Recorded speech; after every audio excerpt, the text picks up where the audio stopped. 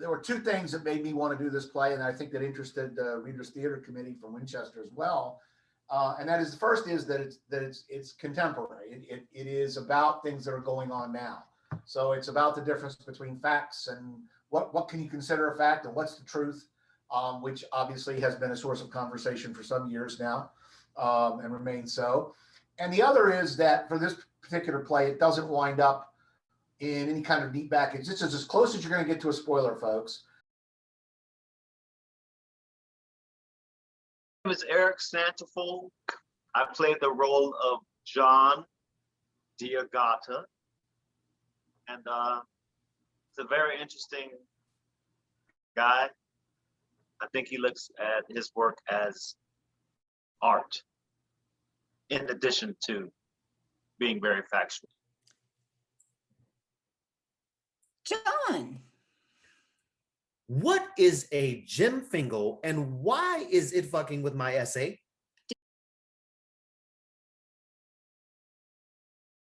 I'm Teresa Apple. I play Emily Penrose, the editor-in-chief of the magazine. I find that very close to home for me, the role. I could really relate to it because in real life, I'm a chief editor for doing international news. And I've made a career of that. But before that, I was the literary arts editor at a university literary magazine for drama. So it all sort of tied together in this role for me, which was great. I've been doing theater since I was 6 years old, not as a career, but I had the pleasure of doing it everywhere my career took me all over the world. So that's been great. And I've been hanging around Winchester and doing things with Winchester Little Theater since 2003 with a couple of stints for overseas tours and then coming back. Well, I'm Josh Morgan. I play Jim Fingal. What is the word? Tenacious is one that comes to mind. Handsome and very, very detailed, trying to prove himself, fact checker. And that actually hits pretty close to home for me too. I'm a very, very detail oriented person in life. And as my fiance will say, sometimes to a fault, just like Jim Fingal.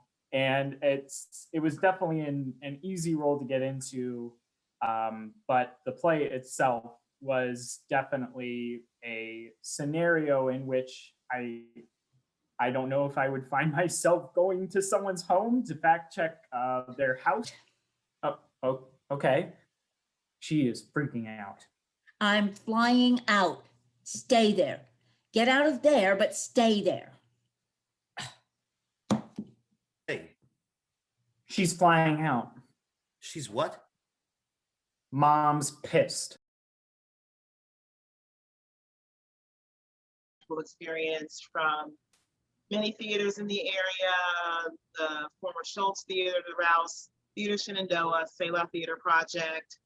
Oh my gosh, there's one in Stanton that I love and I can't remember the name of it right now. So if any of my people from that theater are watching, please forgive me.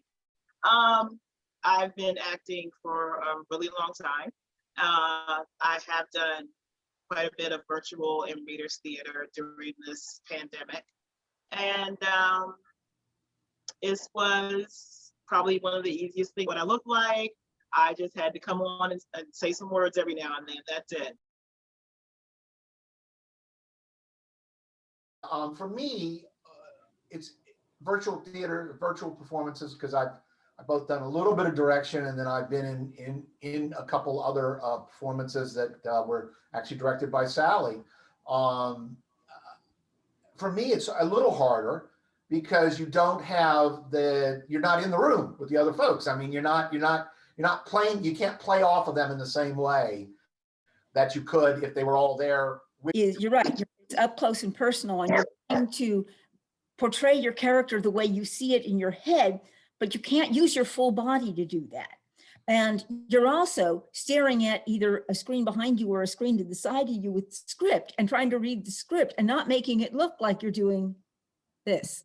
like you're reading the script. And so there are challenges with it that there aren't once you have memorized something and you can fully concentrate on bringing that full character, your entire body and your whole space into it. It's very different with the virtual. Well, it's kind of ironic,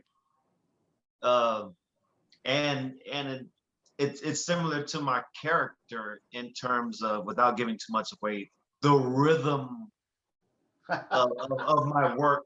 Like, I really use my ears. I didn't really look at the screen at Josh or Teresa. I was like really using my ears and paying attention to your direction of pace, so I could like feel. It was like a ride with the dialogue. Like, I could just really feel it, like a rhythm, like how John Diagata is really into rhythms. So Yes, he is. I just want to, say, as someone who was able to sit back and watch the play and not have to be on screen. So I've been able to watch the three of them grow into these characters. And I just, for anyone who's watching, it's as Jerry said, it's pretty pertinent, pretty relevant to today's world, the subject matter for sure. But these three characters are relatable. Everyone knows someone like Teresa's character. Everyone knows someone like Jim's character, like Josh's character. I'm probably a little more like Josh than I would care to admit. Josh's character.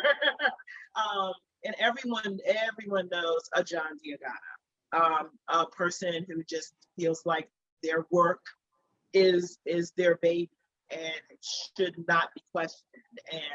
And this is my art, and this, you are lucky to have my work. So why is this young man coming along to question my work and fact check my work? So everyone, I think, that watches this show will be able to relate or pick out someone in their lives who is like each and every one of these characters.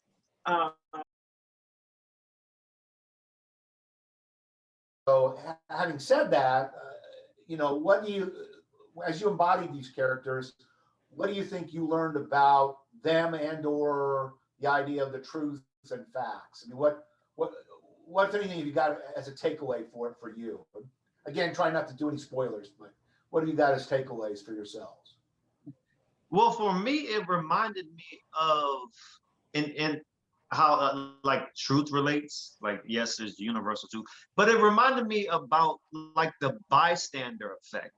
You have 5-6 people that witness an accident, and it just depends on what they're focusing on in the moment. Because you ask all 5, and they'll have like different stories. They might share some commonality, but that's what this really made me think about. Because as Josh said, there is for those who are in the theater, for those who aren't, maybe you sense it, but there is a whole lot of tenor, emotion, and feeling that goes on right up to the point where you walk out on that stage. That's what theater's about for people. The rehearsals, the sitting at WLT, sitting out on the back deck and talking, while somebody else is on, because you're just wound up in it, and so much of that energy. I miss that.